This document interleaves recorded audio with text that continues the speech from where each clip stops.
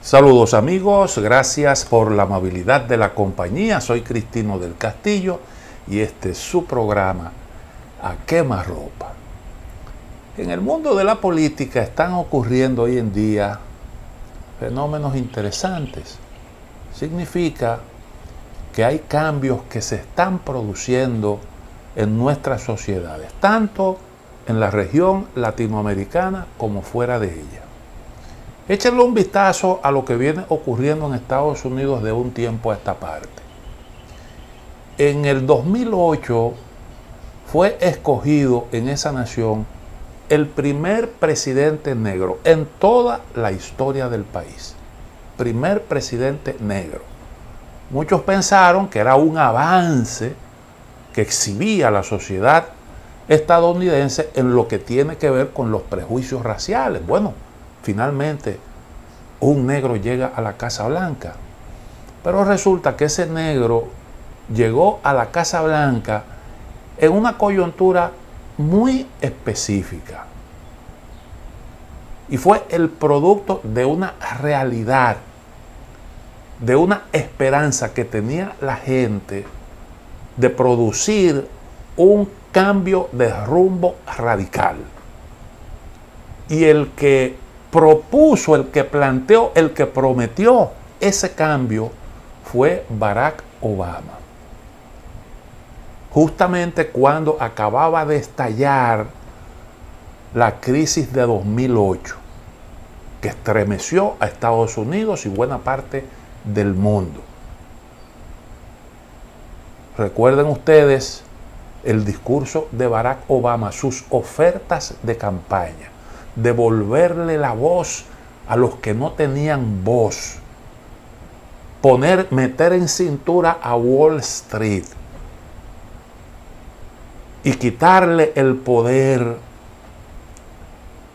a aquellos que se valían de esa institución que era el lobismo, a través de la cual los sectores de poder canalizaban sus iniciativas y se imponían de alguna manera. Y bueno, en gran medida Barack Obama renegó de sus ofertas originales de campaña. Por ejemplo, él no terminó con la guerra como había prometido. Tampoco pudo cerrar Guantánamo. Recuerden ustedes que él firmó, la primera orden que él firmó iba dirigida a mandar el mensaje de que en Estados Unidos, fueron sus propias palabras, Estados Unidos no tortura, porque Guantánamo se utilizó como un centro de tortura, algo que está prohibido en el derecho internacional. Después terminó justificando eso, y cuando detectaron a Osama Bin Laden con la ayuda de la tortura, entonces llamó a George Bush y lo felicitó porque mire, usted estaba en lo correcto. La tortura no permitió, no lo dijo así, pero el mensaje fue ese. Eso que se montó ahí en Guantánamo, esa presión que se le metió a los talibanes, aquellos que fueron llevados de Oriente Medio a Guantánamo, eso nos ayudó a localizar a Osama Bin Laden. Pero bueno, después de eso, Estados Unidos tuvo como presidente a Donald Trump, otro presidente que ofertó darle un giro a la cosa de manera radical. Y habló de recomponer el sistema porque según él estaba roto. Y los que tenían dinero se habían apropiado de la política en Estados Unidos a base de papeleta. Esa era una de sus consignas. El sistema está roto. Y atacó duro a Hillary Clinton y la presentó como una representante del dinero en Estados Unidos. Y se puso él mismo como ejemplo. Hillary siempre estuvo para mí. porque yo le daba. Eso llegó a decir Donald Trump. Y bueno, con ese discurso estrambótico, que muchos entendían que era un pasaporte directo, un pasaje directo al fracaso, Donald Trump ganó las elecciones en Estados Unidos. Y la explicación es precisamente esa. Pero vimos en Estados Unidos, nada más y nada menos que en Estados Unidos, la cuna de la democracia, el país de las instituciones sólidas por excelencia. Vimos eso que ocurrió en Washington con la toma del Capitolio. Unos manifestantes movidos por el sentimiento de que se había hecho un fraude electoral. Quiere decir que en la sociedad estadounidense existía esa percepción de que las cosas no andaban bien, hasta el punto de que había gente en el entender, según las opiniones de esos grupos, que estaban promoviendo ese tipo de inconductas. Pero además de eso, habría que preguntarse realmente, viendo las cosas como están planteadas hoy en día, si se seguirán produciendo fenómenos insólitos como ese. Dos presidentes un presidente en Estados Unidos que fue juzgado 2 veces en el Congreso de Estados Unidos. Un impeachment, 2 impeachment contra un presidente. Un expresidente cuya casa fue allanada, un expresidente sometido a la justicia por delitos distintos y un expresidente que fue condenado por uno de ellos. Lo que nunca se había visto en la historia de los Estados Unidos. Entonces ahora uno se pregunta si seguiremos viendo cosas insólitas, como por ejemplo un primer presidente en ejercicio al que se le niegue un segundo periodo de gobierno. Porque como van las cosas, eso pudiera ocurrir en Estados Unidos. ¿Qué ocurre? Bueno, Joe Biden tiene actualmente un gran rechazo dentro de su propio partido. Dicen que un 70%. Algunas encuestas dicen que un 70% de los demócratas entiende que Joe Biden no debe optar por un segundo mandato. Incluso mucha gente está como esperando que se pudiera producir alguna decisión ahí de última hora. Pero ese es un fenómeno que se está produciendo actualmente. Donald Trump tiene dentro del Partido Demócrata un contrincante que ha logrado ya el 20% de aceptación dentro del partido oficial. Un 20%, que es realmente mucho. Suficiente como para ocasionarle un problema al presidente. No creo que el señor Kennedy, que es uno de los que le disputan a Biden la candidatura presidencial, llegue a ser el candidato, pero eso no se puede descartar. Es muy remota la posibilidad, pero con toda seguridad está en condiciones de hacerle pasar a Joe Biden un mal rato, con ese 20% que ya acumula. Pero también hay que preguntarse, como están planteadas las cosas, si en Estados Unidos se pudiera producir un derrumbe de ese sistema bipartidista que ha estado vigente durante tantos años. Y hay algunos síntomas de que eso pudiera ocurrir. Y ya han aparecido algunas iniciativas para aprovechar eso, ese ambiente, esa coyuntura, ese momento tan particular que está viviendo la sociedad estadounidense.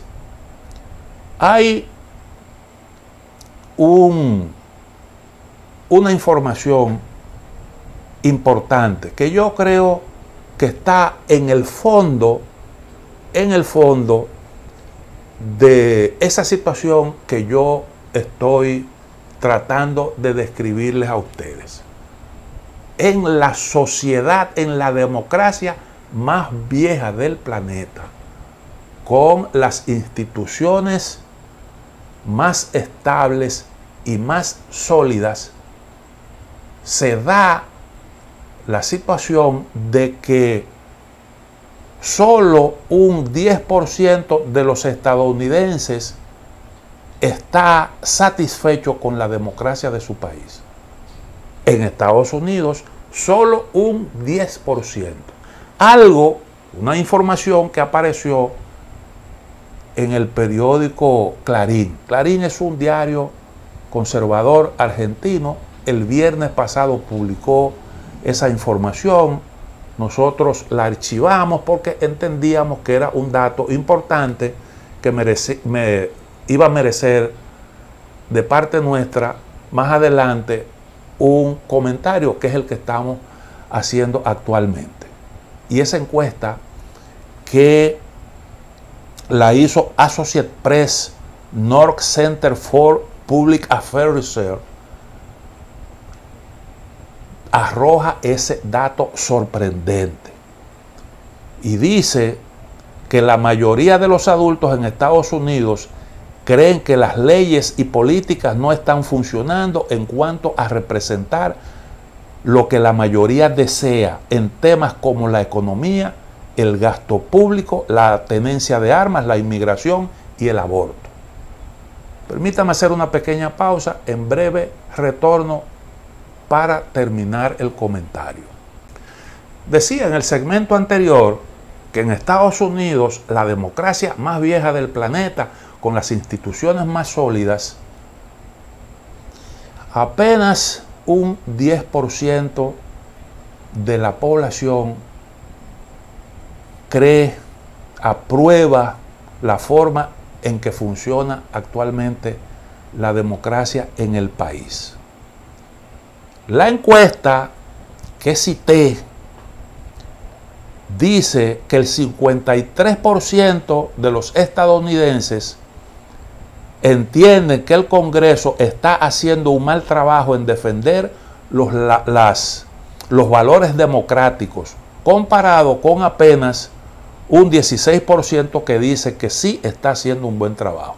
En general, cerca de la mitad de la población, 49%, dice que la democracia no está funcionando bien en Estados Unidos, comparado con 10% que dice que está funcionando muy bien o extremadamente bien, y 40% que dice que está funcionando más o menos bien. Aproximadamente la mitad dice que los partidos políticos están haciendo un mal trabajo en defender la democracia, incluyendo 47% que dice que los demócratas, y aún más 56% que opinan eso sobre los republicanos. Estamos hablando, decía, la democracia más vieja, en donde siempre ha existido ese mito del sueño americano, en donde hay un día que es el día de Acción de Gracia, que tiene un origen en algo muy específico, pero que de alguna manera el hecho de que se haya convertido en una tradición refleja ese espíritu de bonanza que siempre han tenido los estadounidenses, y ese orgullo, esa satisfacción por vivir en la tierra de las oportunidades, en donde la gente de alguna forma ha encontrado un bienestar. Y entonces hay este malestar en esa sociedad en donde ha habido tradicionalmente esa percepción. Siempre ha habido, en cualquier parte del mundo hay momentos de alzas y bajas, pero en Estados Unidos es una gran nación que ha sabido garantizarle un buen nivel de vida a su población. Y que aparezcan estos datos realmente empujan a uno a preguntarse qué es lo que está ocurriendo en la sociedad estadounidense. ¿Por qué es que los partidos están fallando? Cuando la percepción de la gente es que los partidos fallan, entonces la nación corre el riesgo de perder el rumbo. ¿Por qué falla la política? Yo creo que hay una oferta que está haciendo Donald Trump que es un gran indicador, que puede ayudarnos a encontrar la respuesta a ese interrogante. Una información que leí recientemente en Breitbart dice lo siguiente: Donald Trump renueva su promesa de purgar a los empleados estatales administrativos si es reelegido. Y el cuerpo de la información dice lo siguiente: si el expresidente Donald Trump gana las elecciones en el 2024, trabajará para deconstruir el Estado administrativo, el aparato de burócratas no elegidos en las agencias federales que escriben reglas vinculantes con, sin o en contra de la ley. El Estado administrativo utiliza su capacidad normativa para usurpar esencialmente la separación de poderes entre las tres ramas del gobierno mediante la creación de una llamada cuarta rama del gobierno no creada por la Constitución. Casi 2 millones de empleados del gobierno federal en agencias federales conforman el Estado administrativo. Trump se refiere al Estado administrativo como el pantano y el Estado profundo. Demoleremos el Estado profundo, prometió Trump en un meeting en Michigan en junio. Expulsaremos a los belicistas de nuestro gobierno, expulsaremos a los globalistas, expulsaremos a los comunistas, marxistas y fascistas, y nos despediremos de la clase política enferma que odia a nuestro país. La agenda de Trump abarca las agencias de inteligencia, el Departamento de Estado, la Agencia de Protección Ambiental, el IRS, o sea, la Oficina de Impuestos Internos, y las burocracias de defensa. Yo realmente, este tipo de planteamientos me recuerdan a mí eso que los marxistas planteaban sobre el Estado burgués, que había que sencillamente demolerlo para construir entonces una dictadura del proletariado que pudiera hacerle frente, que pudiera neutralizar la resistencia de los grupos de poder. No es exactamente lo mismo, pero evoca aquellos planteamientos. En una sociedad como la estadounidense, que se digan cosas semejantes, es realmente sorprendente. ¿Qué es el Estado profundo? Según Trump, bueno, son esos grupos que deciden las políticas públicas, grupos influyentes. Y eso, la influencia de esos grupos se nota cuando usted ve que un alto directivo de una gran empresa estadounidense, poderosa económicamente, pasa de ser un ejecutivo de una empresa privada a ocupar un alto puesto en el Estado. Y de ahí, de ese alto puesto del Estado, entonces regresa otra vez a su empresa privada. Y entonces así usted encuentra gente manejando la política económica, manejando los asuntos de seguridad, los asuntos de inteligencia y un largo etcétera. Un largo etcétera. Eso, más otros mecanismos que hay de interactuación entre lo privado y lo público, es lo que para muchos estadounidenses está poniendo de manifiesto esa conexión, que algunos entienden es la explicación de por qué a veces cambian los gobiernos y las políticas se reeligen y no hay cambios que puedan darle una respuesta a las aspiraciones de la gente. Y entonces la política por esa vía se convierte en una especie de pantomima. Y son cosas que están ahora mismo gravitando poderosamente en la sociedad estadounidense. Ahora hay algo que salta, que llama poderosamente la atención. Hablábamos de si podríamos ver por primera vez un presidente que tuviera que renunciar a un segundo mandato o que la gente no lo escogiera, que fracasara en el intento.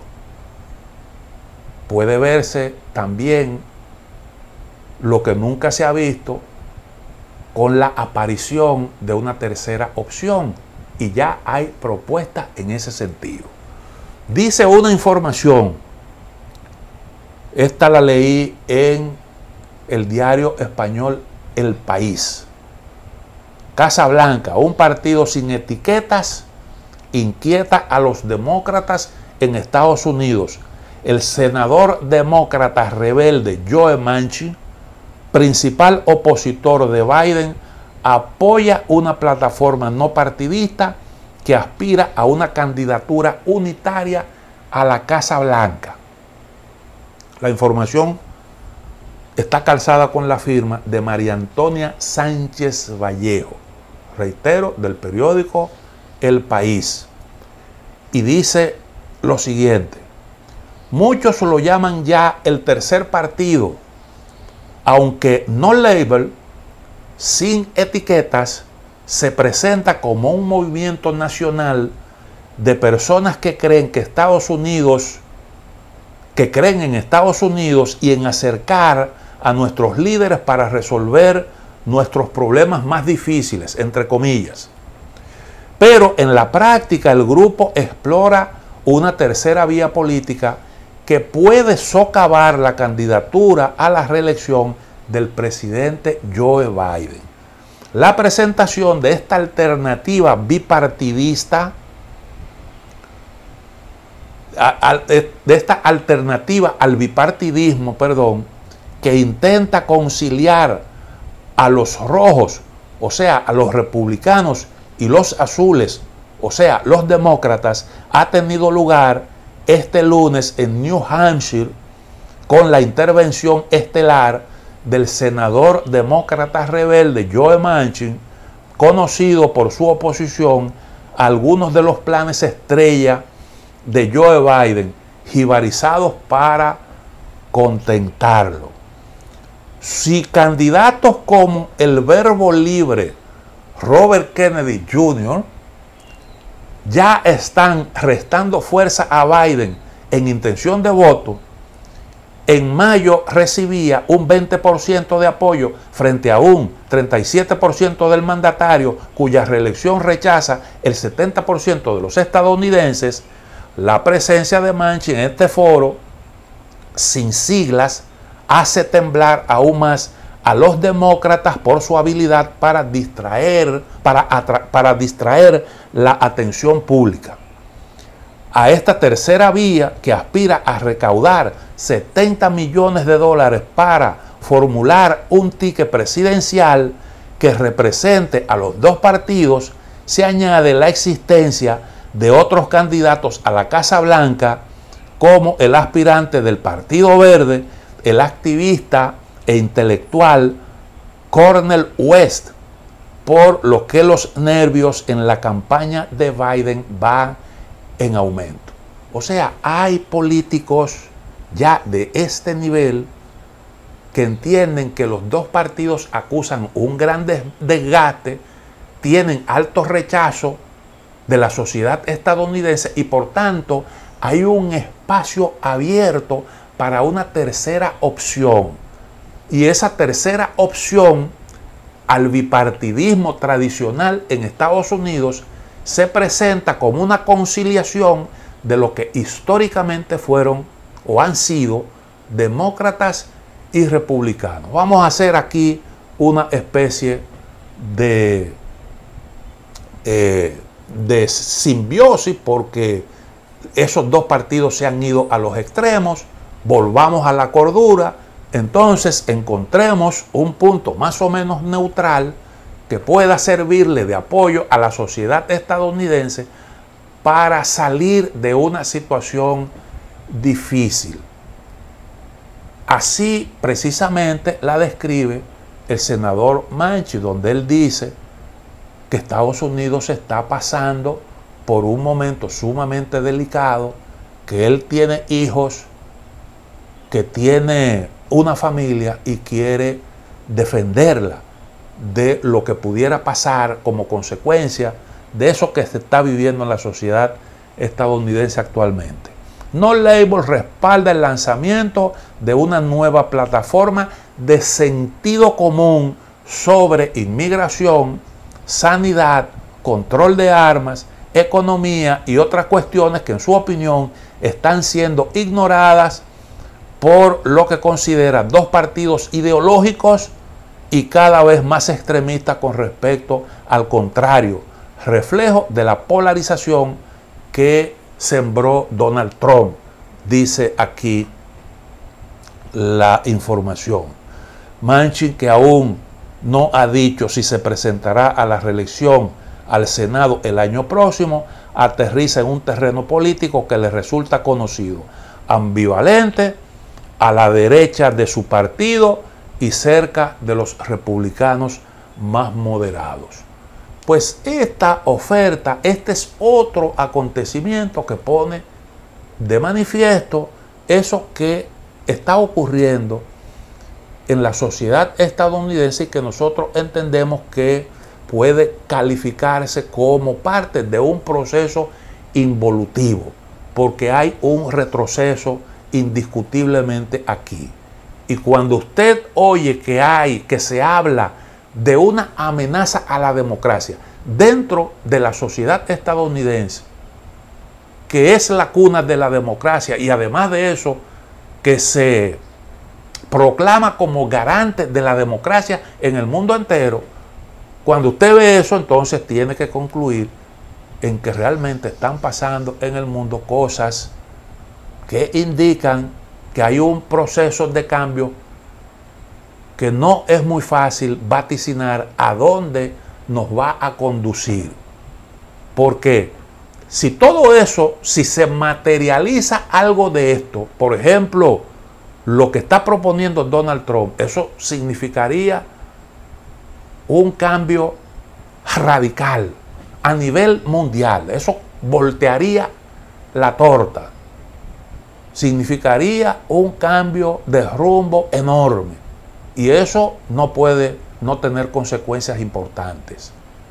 Todo esto comienza a generar mucha preocupación en el mundo entero porque hay situaciones muy delicadas que actualmente están en manos de asociaciones, de grupos de países que son las que los están manejando.